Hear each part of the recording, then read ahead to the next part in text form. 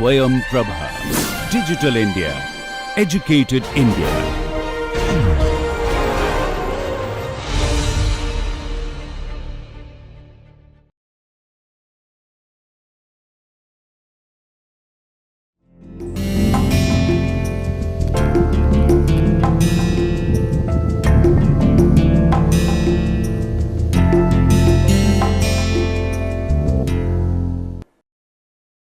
Welcome to the course of Intelligent Product Design. Now we are in the phase of sensors, and today I am going to talk about some of the traditional sensors that we will need for designing an intelligent product. So, the part 1 of these traditional sensors will be mostly non-optical sensors, except 1 or 2 where I will show you that an optical equivalent is also available. So, let us start with the sensors. So, now my organization of talk will be based on the fundamentals of sensors transducers, followed by position sensing, sensing of direction and distance sensing. First of all, it may occur to you that why do we need separate sensors in a system? Now, there are many reasons of it.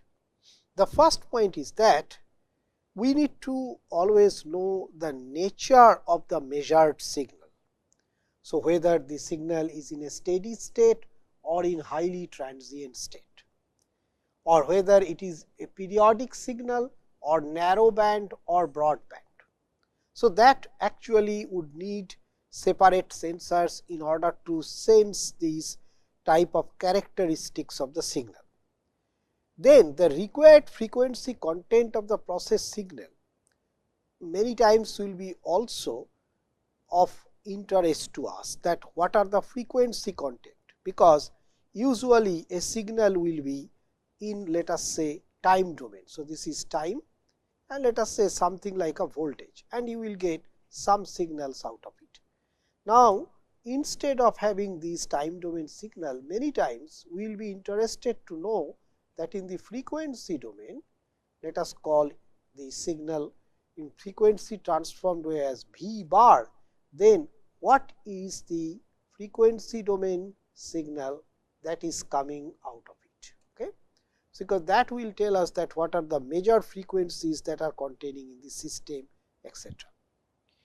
Now, the signal to noise ratio of the measurement is of another concern, because unless the signal to noise ratio is high, in the sense the signal content is higher than the noise, it becomes difficult to get anything meaningful out of the sensory data. Then of course, there are concerns of available processing capabilities, controller requirements, required accuracies. All these things determine that the number of sensors, how many we will need in order to completely comprehend the scenario. Okay? So, what we call a virtual environment, to generate that virtual environment, to generate a digital twin, these are the factors that will tell us that how many sensors are going to be required.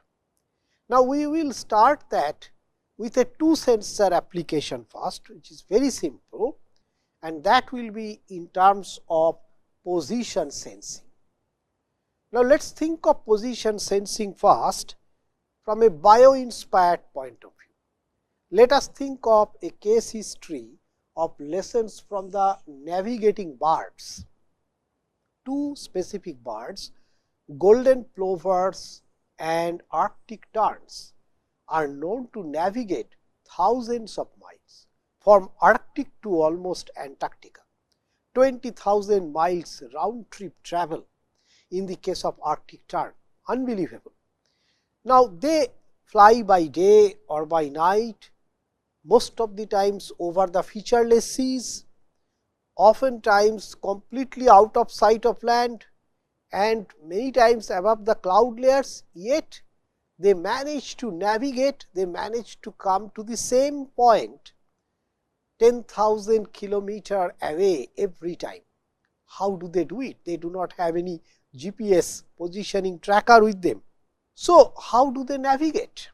Well, there are easier ways for land based navigation, like the landmarks that the homing pigeons do. They can remember the landmarks very well, but of course, within a radius of 20 kilometer they can do it. Some of the birds can actually use sun as the compass. Depending on at what latitude they are, they know that, like in the fall, the sun is located directly south at noon and moves approximately at the rate of 50 degrees per hour. So, that at 2 p.m. means south will be 30 degrees to its left. So, they get an intuitive sense, and then they can use sun as the compass, because sun has a source of warmth, heat. So, depending on which way the heat is hitting them as they are traveling, they can understand whether they are going down south or southeast or northwest or not. A few birds also have the capability to look into the constellations at night, because for some birds they mostly travel in the night time, and daytime they feed themselves wherever they stop. But there are even more difficult ways of navigation. For example, if there is an overcast day, then there is no sun. How would the birds then still navigate? Well, one of the ways some birds do is by detecting the pattern of polarization of light in the sky, that they can take it as a cue in terms of the direction. Then stellar navigation also involves understanding different constellations and their motion pattern. So, with respect to the Earth's rotation, it is observed in planetarium that many migratory birds, they actually continuously flew in the opposite direction of the axis of rotation of the stars, regardless of the true position. So, which means they understand to some extent that how the constellations move, and then accordingly they set the directions. However, the story goes far beyond than this. It is now found that many of these birds, their eyes itself are actually magnetic sensors. So, they take magnetic cues from their eyes, and surprisingly, not only the birds, some of the vertebrates like sharks, rays, alligators, sea turtles, they also use a very similar technology. In fact, it is noted that the caged birds orient southward even when they can't see the sky, and in the early experiments surrounding the cage with steel has been done to eliminate the magnetic field cues that can come from the earth, because as you know that the earth has, other than the geographic poles of north and south, also has the magnetic north and magnetic south. So, with respect to this magnetic north and magnetic south, these little dipoles on a bird's eye, so if you consider these to be a bird's eye, and there are a lot of these dipoles around the eyes of the bird,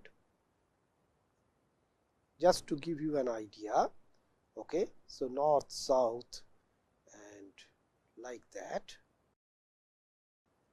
And it is also, so this is the bird's eye, let us say, and also depending on that around what position we are traveling, the earth is continuously rotating, and then it has its own north south. Okay.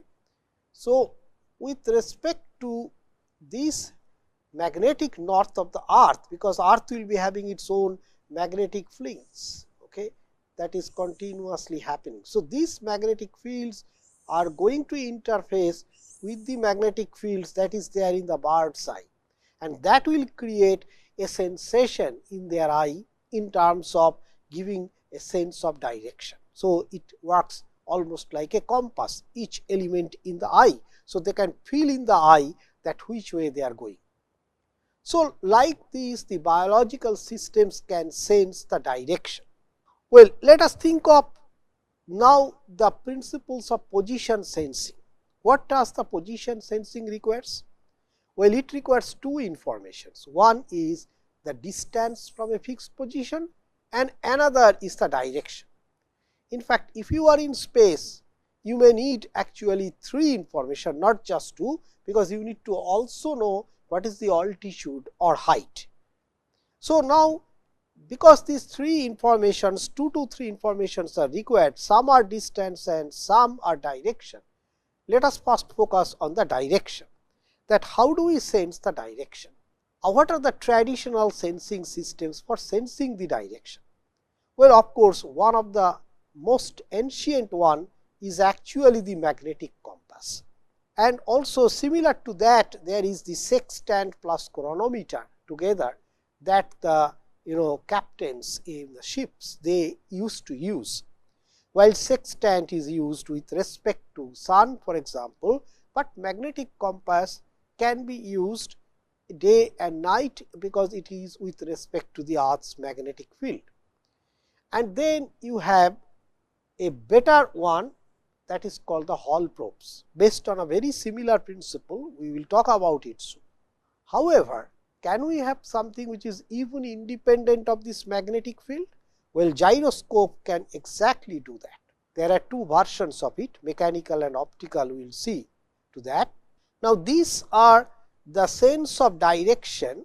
These are, we can say, the global direction sensing, global direction, okay, which is needed for navigation. But sometimes you do not need a global direction, but you just need a local change that can happen. So, these local changes, localized sensing, there are again 3 to 4 sensors specifically for localized sensing, like tilt sensor, like potentiometer, piezoresistive sensor and magnetoresistive sensors. So, we will look into all these things, particularly some of the most important things. For example, in the global direction, we will start with the Hall probes. Well, that would also be necessary in order to understand then what is the Hall effect. Hall effect is based on very interesting phenomenon. We always know that a electric field passing through a wire creates a magnetic field as well. Now, what about if we do not have a wire, but if we have a plate like this, okay, and the current is flowing on the plate. Now, in such a case, what you would see is that because of this finite width, as the current will travel, and the current travel means electrons are traveling in one direction, but in the plate they will concentrate in one side. So, there is a sidewise potential VH that will be developed in the system, and this sidewise potential may get changed if the magnetic force that is working on them, if that gets changed. So, Hall effect is exactly based on this. That means, we know that there is a earth magnetic field continuously working. Now, already the electrons on a wider system like this, already the electrons are shifted in one direction and you have the VH. And now, this VH, when it interacts with the earth's magnetic field, it takes a certain value, because that force comes in addition to the force that actually shifts the electron in one direction. And then the resultant of these two continuously changes as you change the position. So, that is what is the Hall effect itself, and the Hall voltage is simply a function of the current, a function of the width B, and also inversely proportional to the thickness of the system. And then there is a coefficient which is called RH, which is a Hall coefficient. The instrument looks very small like this, a typical Hall sensor, and typically it works like a switch, like a bionic sensing system. Now, this of course needs the presence of magnetic field, but what if we are thinking of a place where the magnetic field is very much distorted, the earth's magnetic field, maybe because of the presence of the high voltage transmission lines, railway line carrying current or things like that. Well, in such a case, one instrument can always be of very good use. This is a completely mechanical system called nothing but a gyroscope. What is the basic principle of a gyroscope? Well, as you can see in this figure, that a gyroscope can have rotations about 3 axes. So, this is one axis by which it can have rotation. Then this is another axis, this spinning axis that has been shown here. And then of course, you would be having another axis here, that is, you can see it or you have to visualize it, which will be perpendicular to this system. So, now you will be having 3 axes. So, the gyroscope, the rotational gyro is actually moving about one of the axes, right, like this way it is moving. And then let us say that because of my change of position, this gyroscope has a different amount of moment or torque coming into it.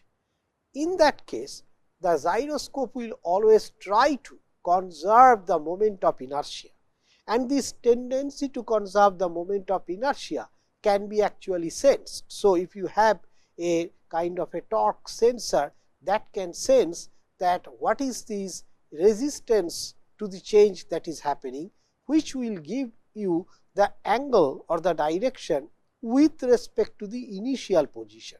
So, that is what the gyroscope or the gyro would do. Now, there can be many different types of gyros, like one I have shown is a fully mechanical gyros. Then there are optical gyros, something like fiber optic gyroscope, ring laser gyros, then the MEMS-based gyros and the gravity probe system, which is used in the very sensitive measurement of direction. So, there is one important thing that governs the criteria for the choice of the gyroscope. So, which appeared in this particular paper. Okay. So, I have just taken this particular figure to illustrate it, that if the bias stability, that is how much of degrees per hour its shifting would happen, if it is low, then one should go for mechanical system. If it is slightly higher bias stability, like in missiles and all these, then one should go for a ring laser gyroscope. Now, beyond that, there are good examples of MEMS-based gyroscopes, and for rate and integrating gyros, these are always used for the flight control type of systems. Also, there are some very special systems like interferometric fiber optic gyroscopes, IFOG. Then there are these quartz or dynamically tuned gyroscopes, which we call DTG. So, you can see that depending on the bias stability, you can choose a suitable kind of a gyroscope for your utility. Some of the gyroscopes are having really very broad band bias stability, and some are narrowly placed. Another thing also you have to keep in your mind, that in the y axis what we have is scale factor stability, and that means the high performance. So, high performance also would mean that it will be of high cost, whereas if it is lower here, then it is low performance and low cost and high volume. So, depending on at which region you want to keep your sensor, you can actually choose what type of gyros you need to utilize in your system. Now, as I told you, there is ring laser gyroscopes. This type of gyroscopes are also known as optical gyroscopes. They work on a system called the Shannock effect, and this was the cause of the Nobel Prize of Shannock. So, what you get here is that you have a system in place which has several mirrors in it. Okay. Now, you have a beam splitter, so that the source beam is splitted into two parts. One is going right, another is going straight, and then each one of them is taking the full turn, and then it is coming to the detector. Now, if the entire thing is rotating, one side, so suppose there is a rotation here. So, one side the laser is going with the direction of the rotation, and in another side it is going to oppose. So, there will be a little, very little phase difference between the two, and that phase difference can be utilized in terms of predicting the direction of the system. Now, we have talked about the global direction sensing. Let us look into some local sensing. One of them is a very famous tilt sensor. Tilt sensors, what they do is that you can think of that there are some electrolytes here and there are some electrodes here, A, B, C's of them. Now, if there is a tilt in the system, if there is no tilt, then of course they are all flat. Okay, no tilt, they are all flat, and that means that VA, VB and VC, they will be all same under no tilt condition. But if there is a tilt, then there will be lesser area here and more area here, which means that VA will then be greater than VC. So, thus the difference of voltage will be a measure of how much of turn the system has taken place. So, the tilt you will be able to know. Now, let us look into the distance sensing. What are the different types of distance sensors we can utilize? One of course is radar, which is based on electromagnetic wave, and then there is sonar. So, the principle in both the cases, even including radio beacon, is very same. You send a wave and the wave gets reflected from the object. So, as it came back to you, so you need to have always a transmitter and a receiver. As it comes back to you, you measure either the delay between the two or you measure the interference pattern, because the two signal, the one which is received and the initial signal will have a bit of a phase difference between them. So, through that you can try to measure the distance.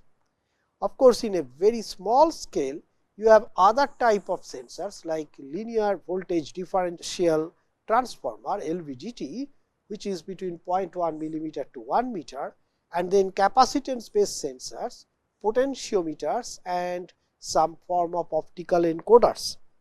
So, let us look into these radio beacon plus ultrasonic, which is used very much in the robotics application. So, what they do is that there is a robot which is sending the signal. So, we can call it as a transmitting robot. Now, it is sending two signals at the same time, radio pulse and the acoustic pulse. And let us say it is going to the receiver robot, and from there when it is coming back, because the light waves travel in a small area at a very fast rate, this is like 15 to 20 kilometer. So, there will be almost no travel delay. On the other hand, the acoustic pulse is heavily medium dependent. So, there will be some delay. So, this delay that is happening, this delay is a measure of how much or how far away the robot is from the team leader. Okay. So, the team leader is sending the two data from which the leader can make out that how far away this fellow has gone, and this is used for popular games like in Japan the robo soccer is used, there this kind of a concept is used. Now, another possibility of local measurement is dead reckoning inputs. Dead reckoning inputs is particularly important when we drive our car and let us say at a certain location there is no Google map available. We call such locations to be GPS denied atmosphere. In such cases, from the point this is happening, there is a heading sensor that senses the input from the odometer. Odometer rotates simply measures the number of rotation of the wheel. So, input from the odometer, and also it takes the input from the backup signal of that particular place. So, these two things together gives the automobile an idea of how far away it has gone from a known position. In the local sensing, particularly for vibration, we use another type of a sensor which is known as a LVDT construction. Now, LVDT sensors, it is going to have three different type of systems in it. Okay. One is a primary coil system, which works against the movable core here. Another is there are two secondary coil systems. Okay. They are in the side of the primary coil system. So, now how would this system work? Well, depending on what is the position of this movable core, the movable core is going to create a magnetic flux, between these the driving core and these pickup coils. So, that is something that one has to measure, and the difference between the two will actually tell that which way the system is going, and then it can be a measure of the displacement of the system. That is the idea that is broadly mentioned here, that machine you give a displacement and you have DC power supply and an oscillator, and you have the secondary pickup coils.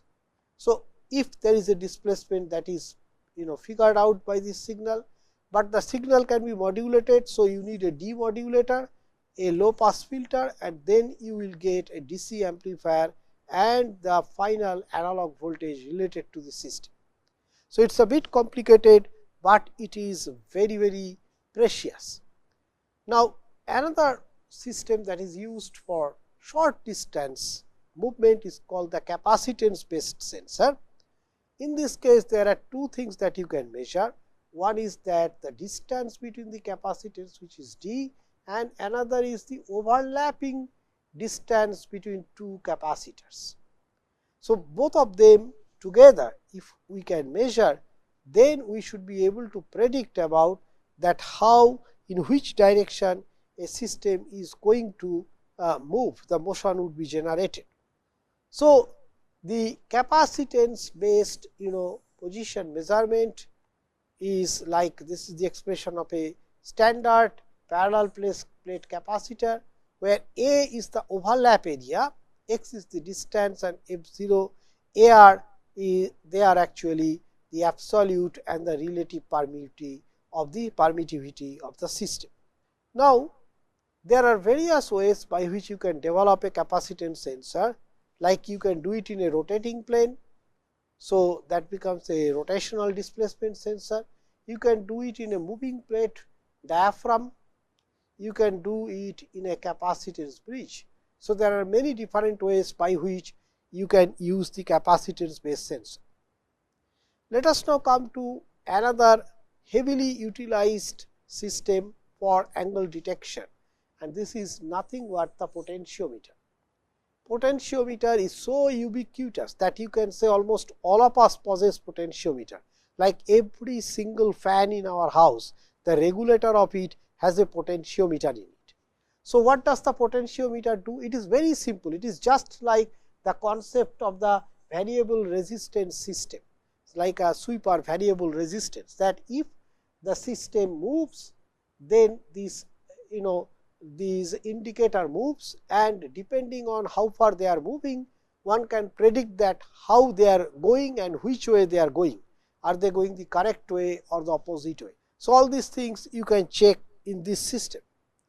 So, the potentiometer, the use other than this particular thing that which way they are moving, one other important thing is that what is the kind of the wiper arms position, whether there is linearity in the system, okay, and whether you will need a voltage stabilizer or not.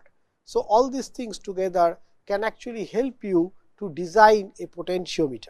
So, what are the limitations and advantage of the potentiometer based system? Well, first of all, the force needed to move the slider against friction and arm inertia, that is provided by the displacement course, but that needs a good bit of actually designing the system. Then the high frequency or high transient measurements are not feasible in such a system. Friction and inertia resistance in the local scale is, however, all right. Variations in the supply voltage may cause error in the system, and electrical loading error can also happen, and the resolution is limited. So, the limitations and advantages of POT further are in terms of mostly the wear out and the heating up of the system. They are not very expensive, so that is good side, and potentiometers provide high voltage output signals and require no amplification additionally. So, you do not need a third source in order to amplify the signal.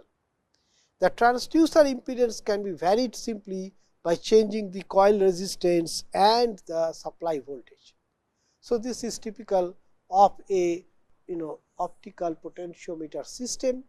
However, this needs a kind of a optical force to be present in the system. So, that is one of the kind of a problem with this system, implementation problem. So, I have mostly tried to cover some of the basic sensors in this talk, and in the next talk we will talk about the smart sensors. Thank you.